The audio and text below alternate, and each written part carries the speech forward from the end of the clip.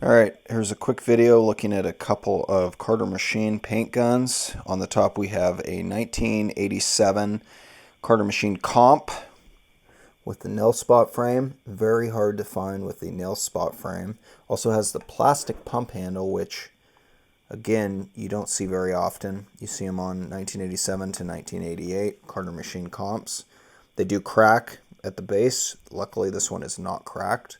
We'll detail this one a little bit more in a later video, but I'm just using this mainly to illustrate a few points. On the lower side, we have the Carter Machine Tommy gun. Now, this is a custom paint gun that Carter Machine or South Bay Arms manufactured in probably, I would guess, 1987. Another neat thing about this Carter Machine Tommy gun is that it is bore drop, and it uses a very odd bolt. It's a short bolt, so it has kind of a short nose on it, and it doesn't resemble any other bore drop bolt that I've ever seen. So that's pretty neat. And this is truly a custom Carter Machine gun. As far as I've seen, there are no other Carter Machine guns like this. I don't think this was from 1988. I think it predated 1988 because in the second issue of Action Pursuit Games, there was an article on the Carter Machine Comp, and I believe this paint gun was actually pictured in the background. It only showed I think it was the top half because it showed the pump handle. I mean, you could just make this odd pump handle out in the background of the photo of Earon. He was holding this, and that was, I think, at the South Bay Arms shop. So I would say this is a South Bay Arms paint gun, and it is called the Tommy gun. Earon called it the Tommy gun, and when Paul Schreck and I visited Earon's house in 2012 or 2013, we saw this paint gun on his wall, and we asked Earon if he wanted to sell it, and he told us that he didn't want to sell it at that time, but Paul Schreck later purchased it from him, and then he sold it to me. Now, when we look at it, there's a few things that aren't particularly correct, like it has a comp cutout on the nail spot frame, so this could be a frame that's not original to it, but the remarkable thing about it is the pump handle. The masked anodizing on the pump handle is remarkable. The actual body is very cool to see. We can see it's a 1-inch body, or possibly even larger than 1 inch. I think it's probably 1 inch. It's probably a 1-inch body, and then it steps down to about 7/8 on the barrel. So when we look at the barrel, it's about standard size for a comp. So I'm going to just take the comp right here, gently place it on top. We're going to compare the widths of the barrel together, and we can see this is possibly even thinner than the comp. It is missing the sunspot sight. The early comp has the sunspot sight, and the Carter Machine Tommy gun does not have the sunspot sight. Luckily, I have other sunspot sights we can add in.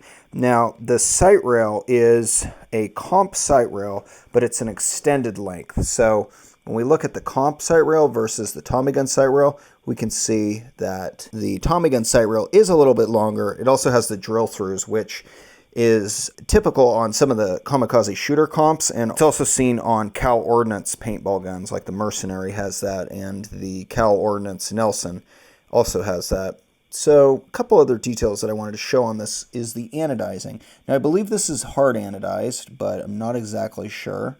Just have some wear right there, but I believe this is hard anodized. It also is not the best, it's not super even. I can grind my fingernails on it. It has some wear from being turned, I would imagine. Also, the Feedneck is welded. That was typical of most early comps, as well as paint guns produced from South Bay Arms, because Stan Russell would weld them. We can see here's the weld on the comp. Actually, on this, we can also see the frame is cut a little bit more than usual. Maybe we can compare that. So now let's look a little bit more at the Tommy gun. We can see here's the grips. They are, I believe, Tim Stone grips. They're amazing. They go from the top of the nail spot frame down to the actual Cobra stock. Earon referred to these stocks as a Cobra stock because the head or the end of it, of the L, actually flares out. So we called these the Cobra stock. We can also see it has the same masking on the stock. I've seen this masking on a few other paint guns. I have another stock for Sheridan's that has blue masking, but super cool. Not something you see very often. So when Paul received this from Earon, it was in pretty rough shape. Paul went through, he cleaned it up a little bit. It's a little bit nicer now, but it still has a couple issues.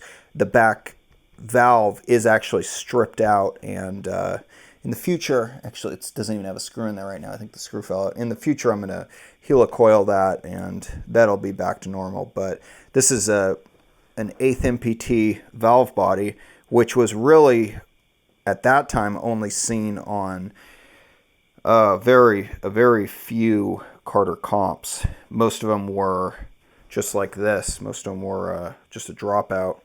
So this one actually was purchased from Carter Machine by a player in New York, Bart Snyder. He played on the team Nuclear Wastes. But Carter Machine Tommy gun, 1987.